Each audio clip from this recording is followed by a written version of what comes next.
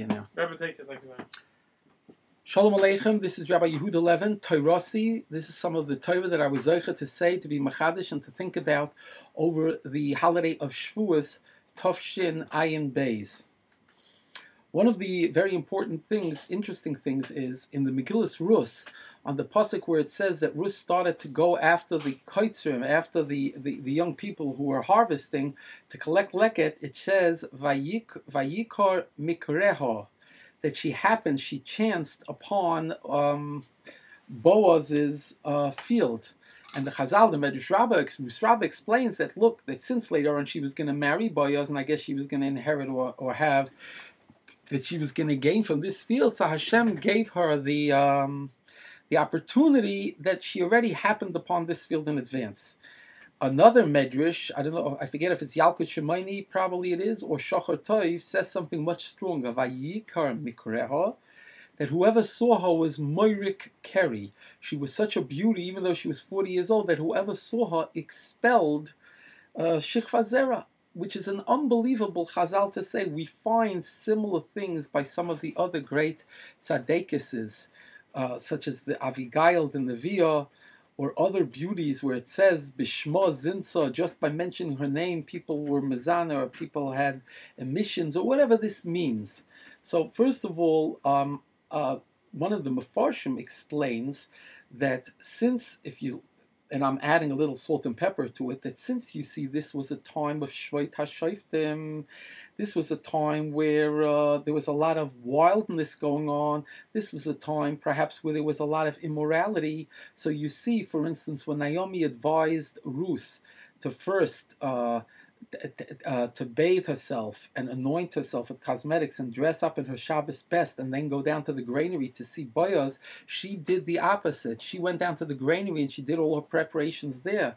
So it could be it was not only because she was modest, but also because of the time she was living in, she didn't want to risk anything. And we see that Boaz told her, don't worry, I'll make sure my Narim protect you and that they don't bother you, etc., etc. We see different allusions in the book of Rus. We see different allusions that there were certain problems there in terms of gender relations, if you will. And so, so this particular Pirush commentary explains that in order to protect her from untoward activities on the part of the opposite gender, whoever would see her who would be interested in such a thing would be Moirik Keri. He would actually have an emission, and after his emission, he would no longer have a taiva, a desire for her. But this is like a mind-blowing thing to say.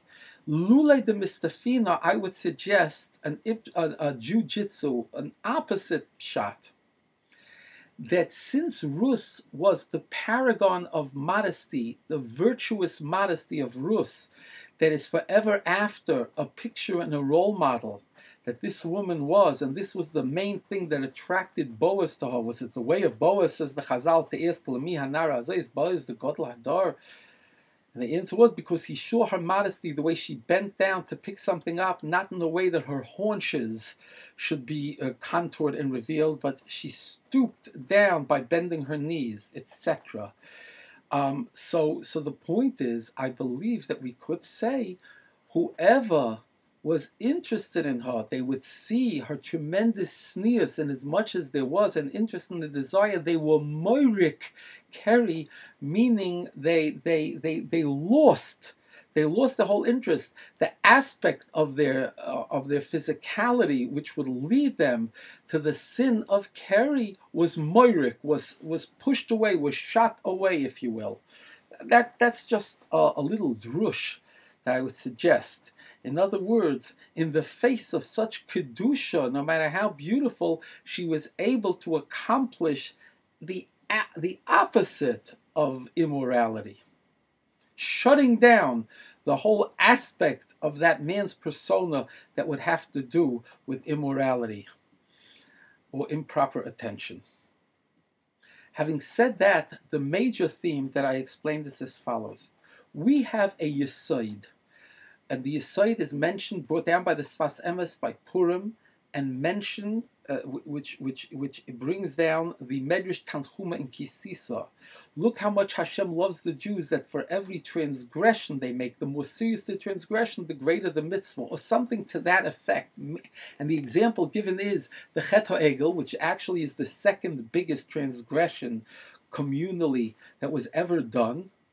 It is the redux, the repeat of the original sin of Adam Harishon and Chava of eating from the forbidden fruit, and after the Paskas Hamasan, where they were Choros Alaluchas, Cheris min Hamalach Hamavis and min Hayetzahara, they were freed from the Malach Hamavis and Yetzahara. They all went back to a level, the Jews surrounding Sinai at Kabbalah Satira, of Adam Harishon, Kaidam Achet, to the accompaniment of the blowing of the shofar, which the Ramchal explains in another location, that the shofar is able to separate out the wheat from the chaff, or the chaff from the wheat. It's able to dispel the Yetzer Hara that has become integrated into the person after the Chet of Adam Harishon, and that's why the Satan gets so nervous on Rosh Hashanah when there's extra blowing, not only because he knows perhaps that the extra blowing could symbolize, can signify, and herald the coming of Mashiach, but also I would suggest, if it's not the Ramchal that's saying it, that by Rosh Hashanah he realizes that too much of the blowing of the shofar might accomplish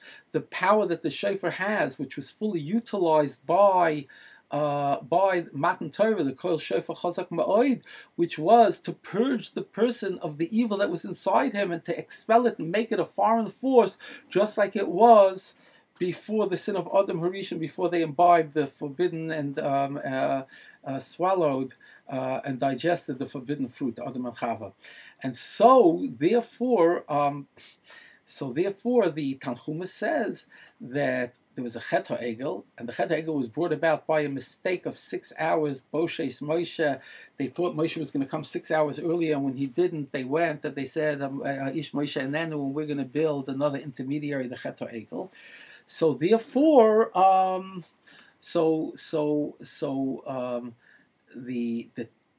one of the mitzvahs that generated is the mitzvah of Machzis HaShekel, which is 6 gram mitten, a shear. It is of 6 gram mitten, a certain shear which comprises the finances of a Machzis HaShekel. So this is an unbelievable yesod which the Tanchuma says, and we find this time and time again. For instance, Lamanda Omer Esrig, that the forbidden fruit was in Esrig, so it's not coincidental that HaKadosh Baruch Hu gives a mitzvah, V'lakachtem lochem b'yom harishon, take to yourself on the first day. And the Gemara says, what do you mean the first day? It was the 15th day when you take the Esrig, the first day of Sukkot. So the Gemara answers, Rishon lecheshbon avonos, that a man is getting a whole new start again. And as I explained, that's why the Arizal in part maybe says you go into the Sukkah to shake the lulav and Esrig, to take it. V'lakachtem lechem priyet hadar. Why? Because the sukkah is a facsimile of what? Of Gan Eden. The Adam is again in Gan Eden, surrounded with the Anani HaKavod, just like the Pirkei de Rebbe Elazar says, that Adam before he sinned, he wasn't unclothed totally, he was surrounded by the Anani HaKavod. So we go back to that paradise-like state, surrounded by the Anani HaKavod of Sukkah, and we have a mitzvah again with the Esrig, which was the very self-same thing that man sinned with. So you see, once again, jujitsu, that Hashem uses that as an excuse, that sin as an excuse to make the object a mitzvah. Laman da'amar, according to the one who says, sochta anavim, she squeezed grape juice, and that was the sin was done with the forbidden fruit of grape juice. We make kiddush, wine, on every single holy day. We consecrate it with wine. Laman da'amar chita, we have the matzahs on Pesach. And we have the chalas every week, but the matzahs on Pesach. We have the dalit koises if it was wine, and the Svarim say that these things are a tikkun of the chet of Adam Rishon. And the closer we look at many mitzvahs, I think we'll find that that Hashem so loves us that He takes the very object that was the object of our fall, and He uses that to create new mitzvah opportunities. Lo yidach mimenu nidach, nothing will be cast asunder. It will be a total cycle, and we'll get back to the way that things were at the beginning. So I want to suggest as follows. We know that the ultimate of Amalek is Asher Korcha Baderech. And Rashi says, Lashon Mikra, Keri, Mishkav Zocha, but Rashi says Mikra and Keri. So Rashi says that Amalek is always into coincidence and happenstance, and Hashem has a hands off, and they try to sell this to the rest of society. In most particular, they try to sell it to the Jews. Remember in the Megillah, it says by Haman, he came back and he related to his wife Zeresh and all his friends and associates, Asher Karahu, the events that happened to occur. I went into the king to punish Mordechai, to hang him, and all of a sudden this and this happened, and the other thing happened. You understand? Karahu. So the question is obvious. Why is there a double language, two words, Vayikra Mikreha, used by Rus? Amalek terminology being used by Rus. And I wanted to suggest, in part, that in order for the Messianic dynasty to be founded, and it should be potent enough and powerful enough to lead to the ultimate, the Kisei of Hashem will be complete, and the Shem of Hashem will be complete with the defeat of Amalek and the rise of the Messianic dynasty. So Rus had to be able to take, in a positive sense, she was given the happenstance of Amalek built into the very aspect of the story of Rus that related to her actually coming to her Basherta Boyos, who would father with her the Messianic dynasty. It had to be that way. And I want to say further, based on Asfas Emes, that every time there is a defeat of Amalek, there's a hisgabrus, a strengthening of limud HaTorah and of accepting the Torah, and therefore we find by Megillah where there was a defeat of Amalek, so then there was a tremendous kimu masha kiblu kavada. There was another Kabbalah Torah by Purim. In a similar sense, Mashiach is going to be obviously an ultimate Torah scholar. V'harecha, he's going to be able to judge things even with his nose, which the Bnei Yissaschar and others explain was the only aspect of the five senses that didn't sin with original sin. It says it was nechmad l'mayra, and it was beautiful to touch and to eat and to taste, but he never smelled it. They never smelled it. That's why the concept of ketores in the Holy of Holies on Yom Kippur, and Ketores every day, because this appeals, and the Reich Nichoyach LaHashem, this appeals to the sense, if you will, that is still untainted. So it goes back to a pre-sin state. There is still a sense of smell, the Samim, if the Shabbos, etc., etc. So basically, David, who is the progeny and the actual first, it's like Melech Malchus Yisrael, and David Melech Yisrael is Adam David Mashiach. David is a shtik Mashiach, if you will. So David, it says in the Chazal, Halacha Kamoisei B'chol Makam, and he was constantly busy in learning and everything else. And this is actually seen in the blessing to Yehuda, Yaakov's blessing. His Einayim are red from wine. This is Yenei Shel Torah. Uleven Shinayim Mecholav. His teeth are white. The teeth has to do with the Torah Sheba'al Peh. The Cholav has to do probably with the Torah Sheba'al Peh. Cholav is 40, connected to 40 days that the Torah was given. So in order to build up that koyach of Torah in Mashiach, in addition to all the other aspects of the Messianic dynasty, so Rus has to be able to harness, if you will, the koyach of Amalek. She harnesses the koyach of Amalek and she utilizes it, or it's given to her, and she utilizes this. If it wouldn't be, if we go a step further, and she utilizes this in the formation of the Messianic dynasty and Malchus-based David. But we can go even further than this. According to what we're saying, if there wouldn't have been a Chet HaEgel, there wouldn't have been a Machzis HaShekel. If there wouldn't have been the sin of the Eitz Hadas, there wouldn't have been a Misa.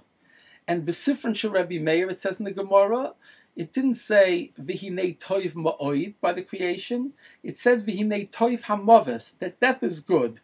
So Rebbe Meir is explaining on a certain level that because of the sin, this gives us more of an opportunity for sweat equity, even if it involves B'Zeas HaPecha Toichel Lechem and even Misa. Even in these things, there's something good. So in other words, the flip side of the coin for the negativity is if there wouldn't be an Amalek and there wouldn't be this concept in the Bria. And how powerful is this concept? This concept, this power is as powerful as Mamish, as Klal Yisrael in the Torah. Because remember, Rashi in Bereshis brings down Vishvil HaTorah Shenikra Reishis. I created the world, says God, because of the Torah, which is called the first. And Vishvil Yisrael Shenikra Reishis. And because of the Jews that are called first. And then all of a sudden, strangely, Rashi brings in Reishis Goyim Amalek. So, as a comparison, could you imagine something which is more antithetical to Torah and Yisrael than Amalek? Why is Rashi bringing in such a thing, if not to indicate to us that there's almost like an unholy triumvirate? If there is, there's two parts holiness, and one part which is the equivalent in a way, in the Tzad Hara, the Tzad Hatumah is Amalek. What is Rashi telling you? So I'm suggesting that Rashi is telling you that along the concept of B'Sifrin Shel Rebbe Meir, that Toif HaMavis, that even Mavis is good, that even Amalek serves a purpose. Like we see parenthetically in the Gemara Megillah, B'nei Bonav Shel Haman Lomdu Torah B'nei Brak. This is a mind blower. So you see that even out of Amalek comes a certain good. Maybe that's part of the Lo Yidach Mimenu Nidach on a certain level. So the point over here is because there was a sin of the Chet of Adam Harishon. And by the way, the Sfarim say that the Chet of the Egel came about because of the Chulsha that was put into Klal Yisrael by the Vayovo Amelech that preceded them coming to refeed them. In other words, within the 49-day build-up to Kabbalah Torah, there was a Vayave Amalek, and then Moshe sent Yehoshua, and Moshe held up his hands, Vayachloishes Amalek, but he didn't totally defeat him. What is this? And so the Sfarim are saying that the Chet HaEgel was caused because of this chulsha that Klal Yisrael had, this weakness. That this weakness came about because of Amalek. And yet I want to suggest to you that the positive aspect of this, as is seen by Rus, the positive aspect is that Rus, that the Art Tov is able to somehow integrate and assimilate the very methodology, if you will, of happenstance of Amalek and use it in a good way.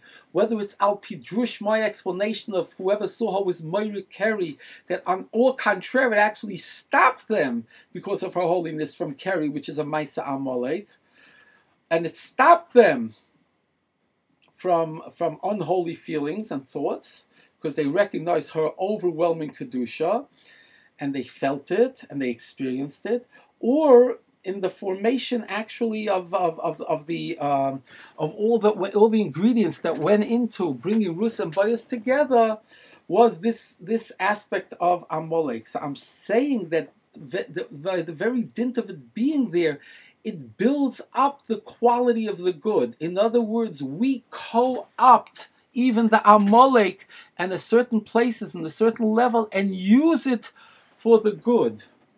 Where do we see this concept? We see this concept by Hanukkah. Yafta likim liyefes, the Syrian Greeks presented a tremendous challenge to Klal Yisrael. Ufortzu chaymis migdalai, keneged the sholish esrei midish ator nidreshes bahem. They were tremendously dangerous, but ultimately our Mesiras Nefesh, we won. And this heralded the beginning of the flowering of the Talmudic period, of the Mishnaic period, of the flowering of Torah Shebal Peh, which is one of the meanings of the pasuk Yafta lekim liyefes. The Torah says that we will take the most beautiful part of Yefes, its intellectual prowess. It will be co-opted v'yishkam ba'olei Shem, and it will reside in the tents of Shem and the Beis HaMedrash, where we would see an intellectual flowering for Torah Shebal Peh. So we can actually co-opt that negative and build it into a positive. And this is what we see happening by Amalek in Shavuos. So therefore, when the Shemi Shmuel discusses, he says, what kind of a business is this that the Chazal make a cheshbon of what was done every day after arriving in Sinai? And it says that on the first day of Rosh Chodesh, nothing was done because of the chulsha de'urcha. The people were too weak from traveling in the desert. So the Shem Shmuel gives an example. If a person had a very, very big business deal, or they wanted to be with somebody very much, some concept like that, where they also feel the chulsha de'urcha. Let's say a person, I gave an example, would have to travel for 3 months on a ship in ancient times to buy 1,000 diamonds for $1 a diamond that he could sell for $100,000 a diamond. So he would go through the 3 months of the ship, the travels, the travails, the hurricanes, the nauseousness, the ship rolling and rocking. When he got to Burundi, where they're selling the diamonds, what would he do? He'd rest up for a day or two? No, he wouldn't. He would run right to the Sultan of Brunei, give him the $1,000, grab the sack of 1,000 diamonds, run back to Kap the next ship with a big eagerness. There wouldn't be no chul shadorcha, so he can go back to his house and start selling 3 months hence and start selling his diamonds and making his fortunes. So what is this by Kabbalah Torah? After all the chasadim that God gave, there was a chul shadorcha. And the answer is that chul shadorcha probably came from Amalek. It came from the weakness of Amalek. It came from that weakness of Amalek. But that same weakness that Amalek planted into Klal Yisrael was also a weakness that turned out to an advantage. In other words, if you're giving us Amalek, there are going to be times that we defeat Amalek and that we're going to be able to co-opt the strength of Amalek and use it in a very, very positive way. If not for the fact that we had the chulsha, the weakness that Amalek caused, so then we wouldn't be able to have the positive aspects of Amalek that gives us even more than we would have without Amalek. And this, I believe, is what the first Rashi is telling us about Reishis Goyim Amalek, mixing that together and corresponding as part of this, what I call unholy triumvirate with Yisrael and Torah, is that we could get even to a higher level ultimately. Ultimately, at the end of time, we'll be even in a higher level because we co-opted and defeated Amalek. And this is the message. Amalek caused a chulsha de'orcha, and that chulsha de'orcha maybe caused that the Jews were sleepy on the night before Kabbalah Torah, which is considered to be a chesaron. So you know what that breeds? That breeds that forever after, for thousands of years, millions of Yidden stay up on Shavuos night and look how much Torah is accomplished. Look how much closer to God. Look how much more is accomplished. I also said as follows, B'siyata Deshmaya, I thought about Mincha the second day, right before Ne'ilas HaChag, I came up with another concept. The other concept is, we know the connection between the 3 times during the year that we have milchiks. 2 times are in the Ramah as a minik, which most minhagim don't find their way into the Ramah, that there's a minik to eat on Shavuos milchiks, and there's a Gevina on milchiks, and there's an Inyan on Chanukah to eat milchiks because of the mice of Yehudis, although it doesn't say Yehudis, but whatever, it's referring to that. And the 3rd time, of course, is through a deduction. It doesn't say you have to eat milchiks, but during the 9 days, according to the Ramah, you don't eat fleishik, so ipso facto you eat milchiks. Now somebody says, you could eat parva, but the fact of the matter is, the first reason that's given for why the Jews eat milchiks on Shavuos is because when they went back to their tents after the Kabbalah Torah, they realized they couldn't use their kalim anymore and they couldn't yet shecht animals, whatever it is, so they had to eat milchiks. So one wag says, who says that on the 9 days you have to eat milchiks? You could eat parv, you can eat fish, and that's true. But if so, why do we eat milchiks on Shavuos? Why couldn't the Yidden have eaten par for 1 day of Shavuos? So the answer is because the opposite of milchiks is, the opposite of fleishiks is milchiks. And that has to do, interestingly, with the pasuk, that the pasuk says in several places in the Torah, but the first place in Kisisa, near the end of Kisisa, Reishis Ketzircha, it talks about the Bikurim you should bring, Reishis Bikur, excuse me, I'm drawing a blank in the pasuk, and then it says loisavashal gedi b'chalev imai. So one of the reasons that we eat milchiks, they say, is because the same holiday of Bikurim, of Bimata Bikurim in the Beis Hamikdash, which is when starting Shavuos, there has something to do with separating milchiks from fleishiks. So also the pasuk says loisavashal gedi b'chalev imai. In other words, it's not a parva aspect here; it's milk. So one of the connections between Shavuos and Chanukah is Shavuos is the holiday of Torah Shabbat of Eksav, and Chanukah is a holiday of Torah Shabbat Peh. As we said, Yaftalikim liyefes v'yishkav Shem, because we defeated Yefes and we were steadfast to God, so we co-opted the koyach of intellectuality to use in the flowering of the Mishnaic Torah Shabbat Peh period and the Talmudic period which followed after the Anshe Knesset Hagadolah.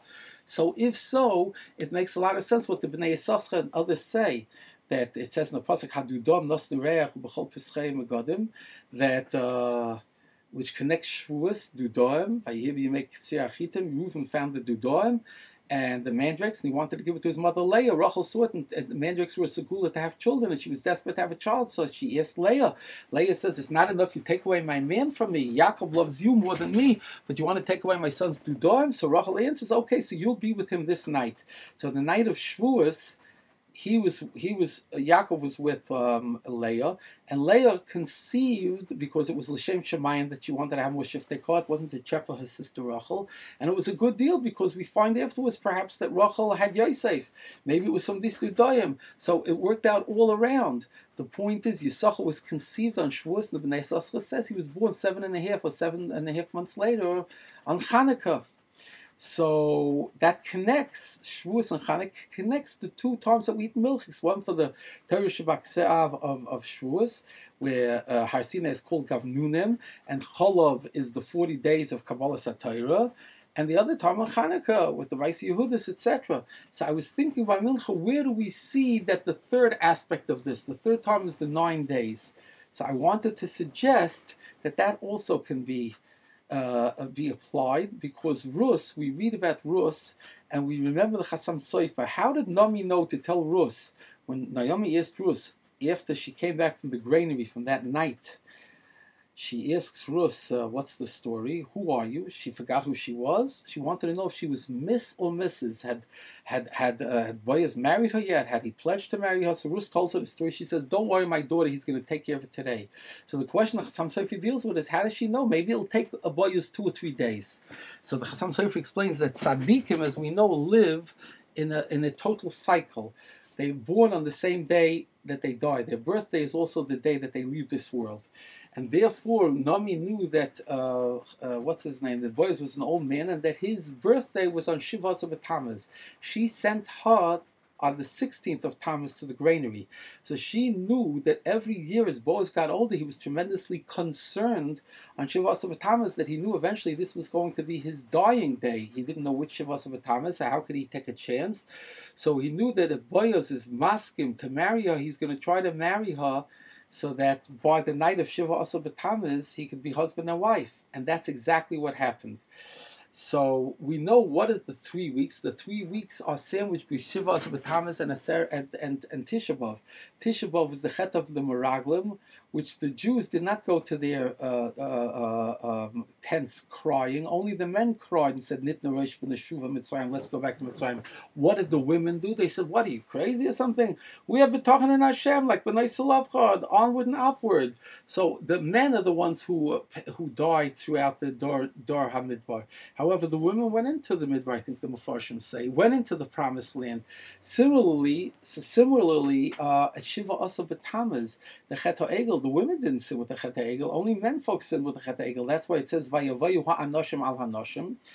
So if that's the case, the negativity of the 3 weeks is sandwiched, both cases, by the Noshim Sitkanias that were the cause of Niglumi Mitzrayim. They were the cause of Maimed Har Sinai, Tavdun Elikim Alahorahu. I wanted to say Tavdun is also a remez with a feminine gender, Tavdun, not Tavdu, Tavdun Elikim, after the 50 days, but also it's a lashon of woman, which recognizes the great role B'shul Nashim Sidkonis Nigul Mitzrayim for the Tachlis of Kabbalah Satorah. Kisoimel Beis Yaakov Sagla B'nei Yisrael. Rus represents the great matriarch's influence in the Torah of David and Melech Mashiach, if you will. So therefore, if Rus conceived Oved on the night of Shiva Asar B'Tammuz, this was an additional dimension of the koyach of the woman to nurture Klal Yisrael, both in terms of the chesed of Rus and in terms of the halachic aspect of Rus that was nischadesh moyavi v'loy moyavis, which effectuated and made it possible for the whole messianic dynasty to take place. So this also generally should be connected with the mother's milk, if you will. And thus we find that Shavuos and Shiva Asar B'Tammuz, Shavuos and the 9 days, which is the nadir part of the 3 weeks in which we eat milk, they're all connected, if you will, and we use the koyach of the Noshim Tzidkanias as a limud schus for us in those times by eating milchiks. I want to say another aspect that we were zoicha to be machadish, and this was partially in line with the Lubavitchers who come on the Leil Yontif Sheni 3 times a year by the Shalosh Regalim, And I've often explained when the Lubavitchers come, that on Pesach when they come, on the last day, the night of the last day of Achron Shel Pesach, that's the day that even Hasidim, people who don't eat gebroks, they eat gebroks on the last day, and they mishzich. They mingle and they eat together with the rest of Klal Yisrael, even though many people are scrupulous on the first 7 days of Pesach not to mishzach. So I explained that when the Lubavitchers go out to other tribes, if you will, of Klal Yisrael, and they come and they daven in our shuls, etc. So it's a bechin of a certain amount of mishzach, which is in line with the what do you call it, with the concept of the day. By Shavuos, I explained it goes even deeper. That originally, one of the original mitzvahs that we know is a klal gadol b'Torah is v'ahavta l'reacha kamoicha ani Hashem. That according to the level of the achdus of Klal Yisrael, and especially husband and wife, that's how much it's going to be ani Hashem. There's going to be an achdus between Klal Yisrael and the Rebbeinu Shalom. That song that we sing based on the words of the Zohar, Yisrael va'araisa v'kutshu b'richu chadhu, that we're all one triumvirate, we're all one chativa, if you will, because as it says in the Chazal, Anoichi Hashem likecho ano nafshoy kasivis yohivis, I gave my very virtual self, if we can understand that, kaviyachol of HaKadosh Baruch Hu's nefesh into the Torah, and we also know man de nafach medilei nafach vayipach ba'apav nishmas chayim, God exhaled kaviyachol into man chelik elikami ma'al. So again, it's one triumvirate because we're really one essence, and that has a lot to do that the more we experience being at one with our fellow man, the more we have Ani Hashem, the more that there is Hashem is present, etc. And we know that the Chazal tell us, and I explained that this may be a difference between the exalted level that Klal Yisrael reached at Kriyas Yamsuf, where they went through not one channel altogether, but 12 separate channels in the Yamsuf. They were not still totally integrated. They were still very much recognizable as 12 separate streams of Klal Yisrael, 12 different tribes with different characteristics and attributes. But when they came to the foot of Sinai, it says Vayichan Yisrael ki ish echad b'lev echad. It doesn't say Vayachnu Vayisol like all the rest of their travels. So Hashem says, according to the Chazal, you're at one, you're a totality of a communality, you're one chativa achas, now I'm going to give you the Torah. So we see that kind of thing. It's like V'ahavta l'reacha kamoicha ani Hashem. And that was a predicate for Poskas Uhamasa and for reversing us to a stage of Adam Rishon Kadem Achet, Chayrus Mei Malach HaMav and from the Satan, etc. And this was what was necessary. And I explained that in Gan Eden, there was Adam and Chava, and there was as long as there was V'ahavta l'reacha kamoicha, it was Ani Hashem.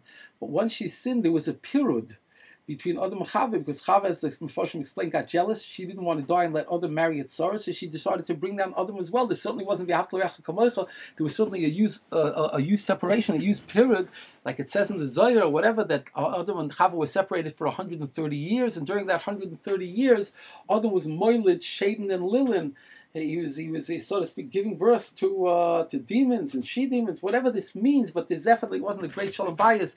Later on, they got back together at 130 years, and they had Sheis, Shem Yisam Hushas HaOlam. He became the foundation, the new foundation of the world. Similarly, Yocheved separated from her husband, and at the age of 130, which is the exact amount of years that Adam separated from Chava, she had a name of a child who would light up the world, and was connected all of Klal Yisrael. It says that Chazal Moshe Rabbeinu was also Misham Hushas HaOlam, so to speak, Moshe Kim Minamayim Mishisiu, but it's a very similar concept to Sheis. But the point over here, my dear friends, the point over here is what happened in what do you call it, in Gan Eden. Adam Chavru in Gan Eden, and they were given all the fruit, except for which fruit? The fruit which was the Eitz Hadas. Let's say that the Eitz Hadas, the Manda Machita, it was actually like a tree. It was 50 amas high. Haman used that as a kitrug, I would suggest. When he got a tree 50 amas high, it was to be makatrik, because Haman and Atar Minayin Haminho 8, he was makatrik, because the Eitz Hadas was 50 amas high. Lamanda Machita, it makes sense that the Chita was 50 amas high. So my dear friends, what happened over here? Hashem said, listen, you have permission to eat all the fruit of the Gan, but just don't eat the Chita. You were even allowed to, although we don't fully understand it and haven't fully developed it, it says the malachim with soil and basar, they gave him basar, and there were gluskois that grew, loaves of bread grew on the trees. It was mashma, he was allowed to eat those things, but he wasn't allowed to eat the chita for whatever the reason is. This is for another day when we should have siyata d'shmai and understand this. But the point over here is, so there were three or four ideas here. There's the idea of being in Skansa Gan Eden, the idea of having license to eat the fruit, the impermissibility of eating chita, and the fact that there's Adam and Chava, there's a havas each one, and then when there isn't a hava, they get separated. So it goes so bad after the sin that Adam is moishech ba'alasai. He tries to hide his circumcision that he was born with, and he says, "Ochalti v'achal oid." He revolts against God. He's like an apikoros and everything else. Because of the lack of a haftal rachel, there's a lack of ani Hashem. Now, what happens on the days leading up to Purim? They ultimately, and by the way, the Chazal say the Torah says that koitz v'dardar tatzmiach, as part of the punishment, thorn and thistles are going to grow, and you're going to have to cultivate the field. You're going to have to work very hard. So the Bnei Yissaschar brings down koitz v'dardar. What's the difference between dalet and reish? The little koitz on the edge, the little edge. That little edge makes it either a dalet, and if the edge is not there, it's a reish. So it goes from Hashem echad, the one God, to Hashem acher, the Hashem chasvon, like Amalek says, Hashem is somewhere else, he's not involved, it's coincidental, it's happenstance, this is apikursis, this is what's called in Hebrew, in Lashon HaKodesh, pirud, separation. When there's a separation between man and his wife, man and his fellow man, then it's not echad, it's ishvish shchina shui be'eneim, but if they're separated, so it's Hashem chas v'shalom Hashem acher, there's ish instead of ish and isha, etc. So what goes on? Koitz v'dardar means you take away the koitz and it's going to be dardar. That's what we're going to go through our entire 6,000 years from the beginning of time till the end of time. We're going to be fighting to restore the koitz to the dalet, to make it Hashem echad. When did Klal Yisrael succeed in doing that? They succeeded in doing that, albeit very temporarily. They must have succeeded in doing that by Har Sinai when Vayichan kish echad b'lev echad.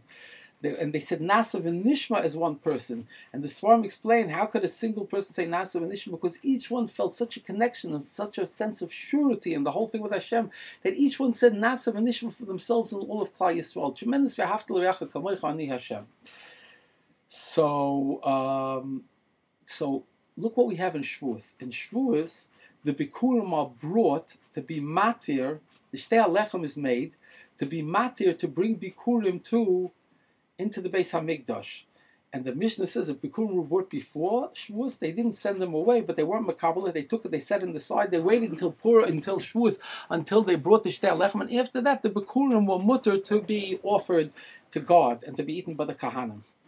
So the question is, how come it's, so to speak, it's referred to, like Shtei HaLechem is referred to as, in a way, as Bikurim. It's a chita, it's not fruit b'chlal. So does it make sense that something that's not fruit should be mater the rest of fruit?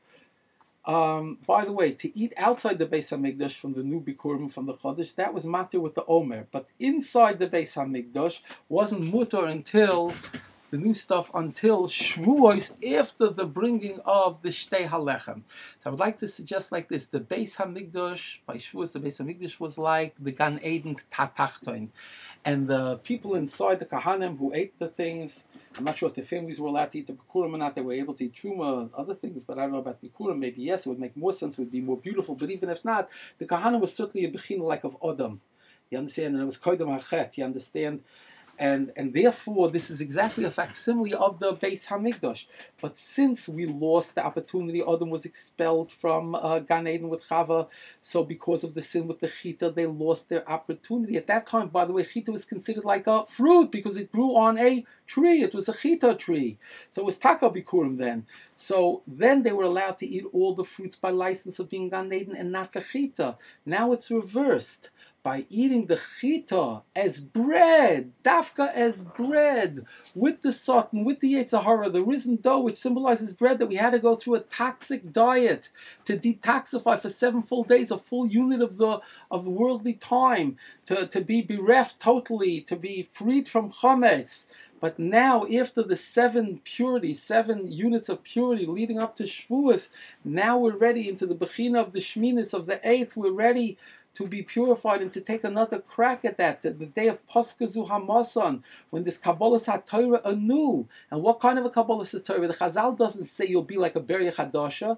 The Chazal say an unbelievable language. The reason it doesn't say Chatos, Siriyizim Lechatos, by one of the times where it mentions the Korban Musaf in by Shavuos, is because Hashem says, if I don't want to mention chatas once, which is chait, to say that if you do things properly on Shavuos, I will be maila alechem, not keberia chadash, which means you were once dead and you became renewed, but like Adam Rishon Koydem Achet, ki ilu lo chataschem miyamechem, as if you never sinned. So it's unbelievable what Shavuos takes us to. It's unbelievable. That's why the Sfas Emes and others say that basically Shavuos is like the Bria Chaticha, and it's like the middle pillar of all the other Yom Tovim. The most auspicious and the most choshev one is Shavuos. And I'm explaining why, because literally we're doing a Gan Eden redux, and now we're eating the chita in the permitted time through the agency of the lechem what do you call it? The shtei halechem. And that is what's matter now, Bikurim, in the holiest of holies in Gan Eden, for all the Bnei Adam, the Adams, to eat, the Kahanim, and maybe the families. My dearest friends, this is similar to the concept that the Chazal say, it's really the Zohar, that if Adam and Chava would have only waited the 6 more hours, or whatever the number of hours was, until Shabbos came, until after Shkia, they would have made Kiddush, they would have been able to either drink the wine of the grape juice or eat the chita of the challah, and everything would have been good. So that event is actually happening on Shavuos. And that's why it's not a davar tamua at all that a chita could be mater bikurim, because it was a part of the bikurim in Gan Eden, and it was the only bikurim that weren't mutter. Now, after all of our sweat equity, for all these 49 days, these 7 times 7, that becomes mutter as well. At the present time, these are the concepts that I said on Sukkot.